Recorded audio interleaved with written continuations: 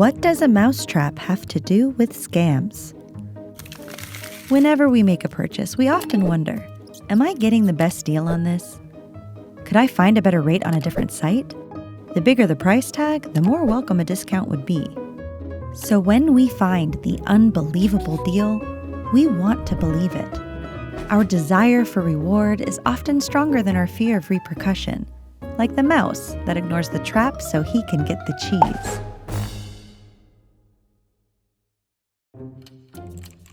It's 5 o'clock on a Friday, and Susan is finishing her work week. Now for her second job, prepping for the birth of her son. Tonight she's on the hunt for a stroller, shocked at the wide variety of brands, but uniformly high prices. This thing better push itself. Susan pokes around popular websites, but is discouraged. She keeps searching and soon finds the exact item she's looking for, being sold by an individual who can no longer use it. But there's only the one stroller, and Susan knows this opportunity won't last forever. When we find something we really want, our judgment is impaired.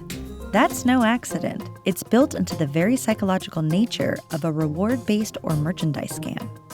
According to recent research, merchandise scams were the most popular scam of 2020, both overall and online.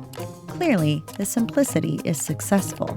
And in order for them to work, these scams use a tactic known as phantom fixation. It's what happens when we're given an offer so incredible that it clouds our critical judgment.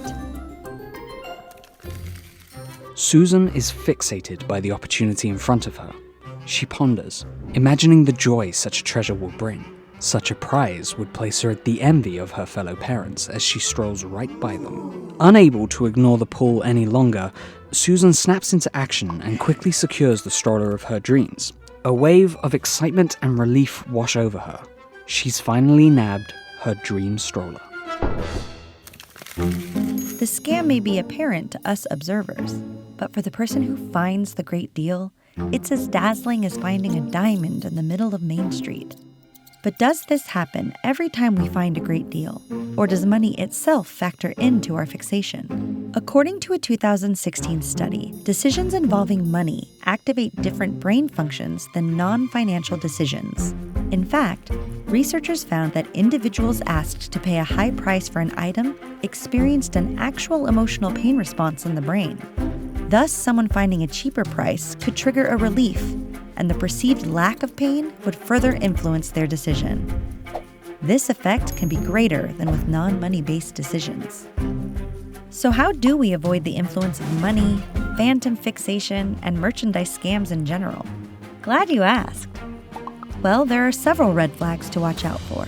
Basically, what it comes down to is remember that when you're buying something on the internet, if you're buying it from a website or a person you've never met before, you don't know who you're dealing with. They may be perfectly legitimate. They may also be a scammer. So once you see the red flags, what do you do? I believe in trust. I would not say don't trust anybody. Instead, I would say being trusting is a great portion of who we are as humans. We just perhaps need to slow down a little bit and think through things when somebody says something to us and we're not quite sure it's real. A good deal is hard to pass up, but an unbelievable deal? That should probably be questioned. Avoid getting scammed. Be careful about who you're giving your money to and always confirm you have the recipient's correct information before sending payment. Most important, Zelle would like to remind you to only send money to those you know and trust.